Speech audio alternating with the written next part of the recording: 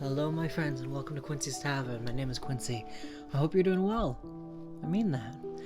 As well as we can be these days, huh? Do you have time for a small chat with an old friend? I'll grab the tea. So, my question for you today is, have you been resting? And I don't just mean sleep. Because if you're anything like me, then a deep sleep of uninterrupted rest comes like once a season. But did you know that there are multiple types of rest? There's like 7. And that each one has its own time and place of being quite valuable and needed.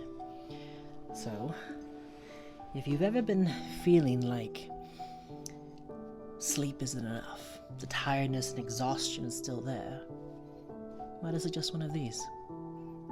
The first type of rest is physical rest, and that's the most common one, it's the most obvious, right? Taking a nap, getting some extra sleep, or even stretching your muscles and working out can be a form of rest.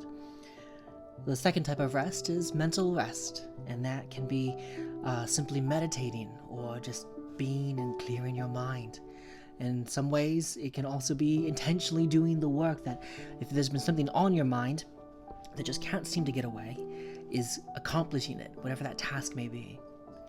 The third type of rest is emotional rest, and that can come from sharing that heavy weight that you've been carrying around. If there's been something on your mind that's just weighing you down that you just need to share and get off your chest, that can be achieved by emotional rest, or is considered emotional rest, rather. Therapy is, I know it's often touted a lot, but it's a very healthy way to achieve emotional rest. The fourth type of rest is sensory rest, and that can be achieved by lighting a candle, turning off the lights, laying in a quiet, calm room can be a form of sensory rest. The fifth type of rest is spiritual rest, and this is more of an active one.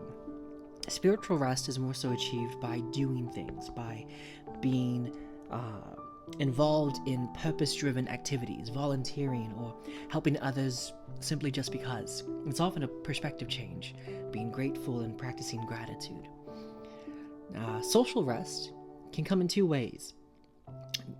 It can come in either needing to have some alone time and being, canceling plans if you need to, or it can be from going out and actually being around in the company of really dear friends. That can be a rejuvenating and healthy way to achieve social rest. And then the final rest, number 7, is creative rest. And that comes from appreciating the world around you, taking in the sun, nature, the arts, music, and doing something creative just for fun. Now, I know all of that seems like a lot, and it kind of is, but here's the thing. With all these different types of rest, what does it mean? Well, simply put, to rest is to recover. When you expend too much of one type of energy, you need to be refilled in it, right? So, if you've been creative for far too long, you need to be filled creatively. You need to enjoy the creativity of others, of the world around you. If you've been alone for too long, you need to put yourself in a position to where you're no longer alone and be social. Go to dinner with friends, reach out for a call.